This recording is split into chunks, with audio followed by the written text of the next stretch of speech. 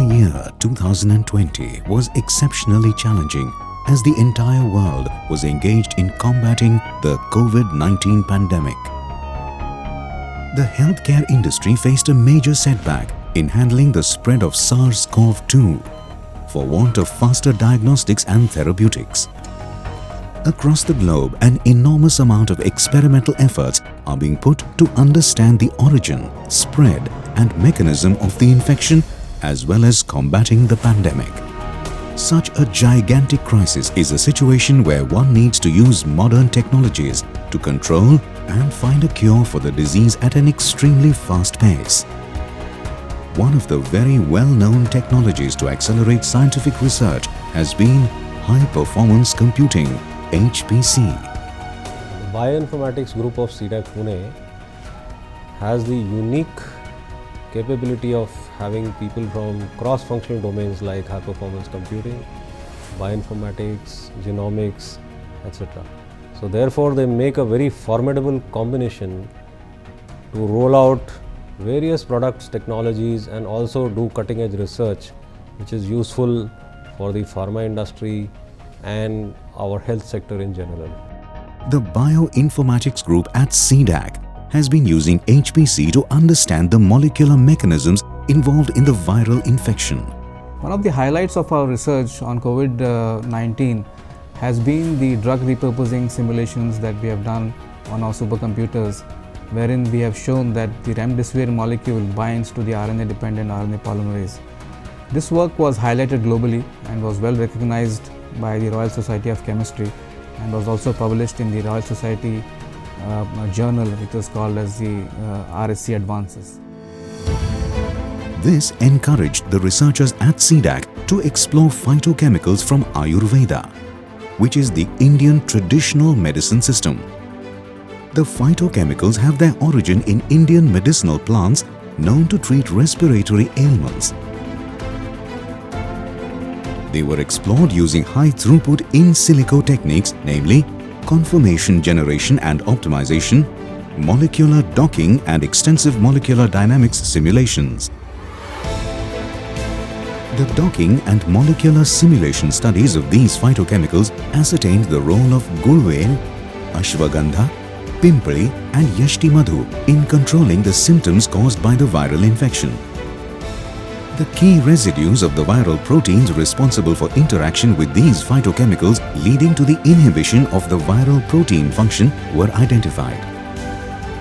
This knowledge would surely throw light on the action mechanism of the molecules from the Ayurvedic system. In this study, we found that cordifolide A, which is a phytochemical from giloy, found very good binding on the RDRP molecule. Very exciting results that we got was actually we saw that the position of binding of the cordifolide A molecule was very similar to what we saw in remdesivir.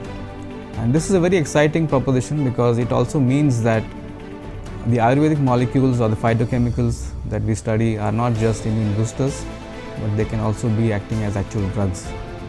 To further strengthen and accelerate this effort of understanding the molecular mechanisms of the viral action, CDAC is now dedicating a new supercomputing cluster named Param Bioembryo under the National Supercomputing Mission of the Government of India.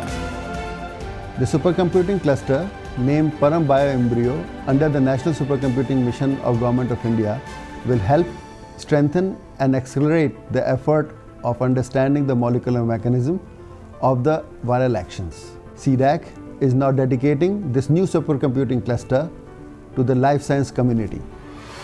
Param Bioembryo aims to achieve the goal of accelerated drug development research. This cluster is a 100 teraflop machine with a computing architecture having CPU-GPU in the 70:30 ratio.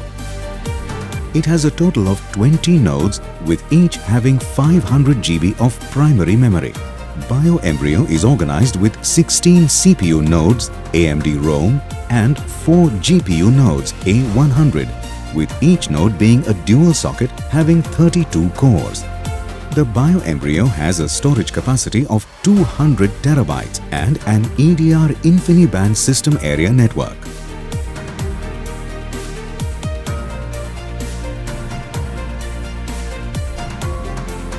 The benchmarking results at BioEmbryo have shown that it can compute the molecular dynamics simulation approximately 5 times more efficiently. Additionally, this facility is configured with widely used genomics and molecular dynamics bioinformatics tools used for docking, molecular simulation, next-generation sequencing and genome analysis. Such a machine would provide a boost to the life science community. The Bioinformatics Resources and Applications Facility, BRAF, at CDAC delivers a platform for all the scientists and engineers to advance their computational research using the Param BioEmbryo HPC cluster under the umbrella of the National Supercomputing Mission. The drug repurposing efforts at CDAC to find the probable drug candidate to combat COVID-19 was carried out using high throughput molecular docking and simulation. More than 3,500 drug molecules were screened against COVID-19 protein. We successfully got that remdesivir and ivermectin can be very effective drug for COVID-19. On similar lines, the role of Ayurvedic compounds has been explored for COVID-19 drug targets using NSM system for the first time. And these results have shown that Ayurvedic compounds may be very effectively used for COVID patients. This study confirms the finding of compounds proposed by Ayush Ministry and can be major scientific proof for effectiveness of Ayurveda. Now is the time to go to the next step of clinical trials. The convergence of HPC and AI with the state-of-the-art MD simulations will be the game changer for the future drug discovery. This is a great moment for us, and I see that if the pandemic, containing the pandemic, if this will play a role, when Ayurveda will play a role, I feel that the original mission, what we launched for the original mission was launched, and this was anticipated. We had mentioned these things will happen, and we are seeing this in 3 decades of rigorous research.